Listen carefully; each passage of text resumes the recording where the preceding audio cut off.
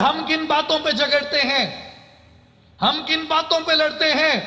عقائد کے اوپر، مسالک کے اوپر، ان فروعی مصنوعی مسائل کے اوپر۔ حضور نے کب تلوار اٹھائی؟ 13 سال مکے میں رہے، 13 سال مکے میں گزارے، تلوار نہیں اٹھائی۔ کیوں؟ ابھی عقائد کی عمارت تعمیر ہو رہی تھی، ابھی عقائد کی بات چل رہی تھی۔ 13 سال تک مکے میں جب تک عقائد کی بات رہی، حضور نے تلوار نہیں اٹھائی۔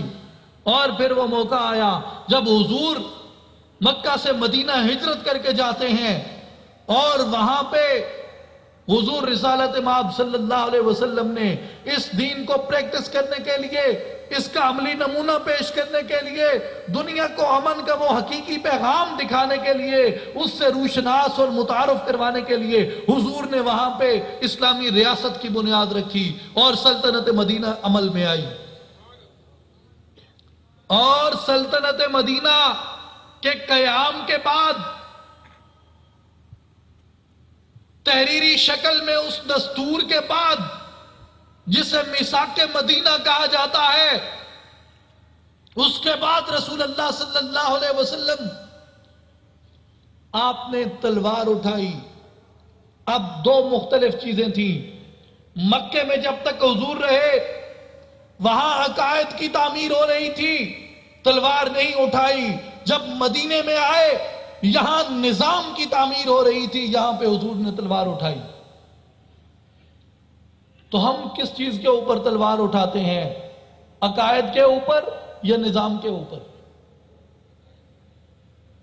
یہ فرقے کس چیز کے اوپر جھگڑتے ہیں؟ یہ مسالک کس چیز پہ لڑتے ہیں؟ عقائد پہ یا نظام پہ؟ عقائد کے اوپر۔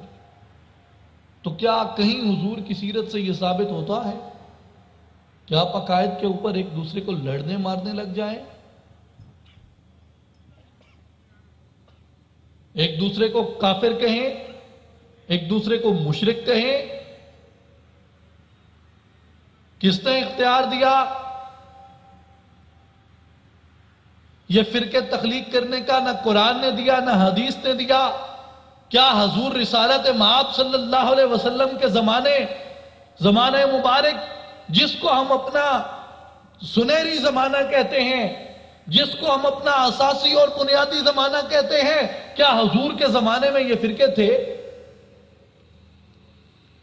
جس دن خطبہ حجت الوداع ارشاد فرمایا جاتا ہے، اور جس دن خدا یہ بشارت دیتا ہے کہ الیوم اکملت لکم دینکم، آج دین مکمل ہو گیا ہے، جس دن دین مکمل ہوا، میرے مسلمان بھائیوں، میرا آپ سے سوال یہ ہے کہ جس دن دین مکمل ہوا تھا، کیا اس دن یہ فرقے تھے؟ اگر اس دن نہیں تھے، جب دین کی تکمیل ہوئی، تو آج آپ ان کا جواز کہاں سے لاؤ گے؟ اسی لیے کسی نے کیا خوب کہا کہ اگر اپنی بقا چاہیے، اگر اپنی سلامتی چاہیے، تو لوٹ جا عہد نبی کی سمت رفتار جہاں، لوٹ جا عہد نبی کی سمت رفتار جہاں، پھر میری پسماندگی کو ارتقا درکار ہے۔ اگر وہ ترقی چاہیے، اگر وہ ارتقا چاہیے، تو یہ مسلکوں کی، یہ فرقوں کی جھوٹی زنجیریں جو ہم نے اپنے پاؤں میں ڈال رکھی ہیں، ان زنجیروں کو کاٹنا ہوگا اور آگے بڑھنا ہوگا۔ یہ زنجیریں ہیں، یہ فرقے، یہ مسالک، چاہے مذہبی ہوں، چاہے صوبائی ہوں، چاہے لسانی ہوں، چاہے سیاسی ہوں، یہ تمام کے تمام بت ہیں۔ اور ہمیں حکیم الامت حضرت علامہ اقبال رحمۃ اللہ علیہ بھی یہی بتاتے ہیں کہ یہ بت ہیں، ان بتوں کو توڑ کے ہی تو آگے بڑھ سکتا ہے، کہ بتاں نے رنگ و خون کو توڑ کر ملت میں گم ہو جا، نہ ایرانی رہے باقی، نہ تورانی نہ افغانی۔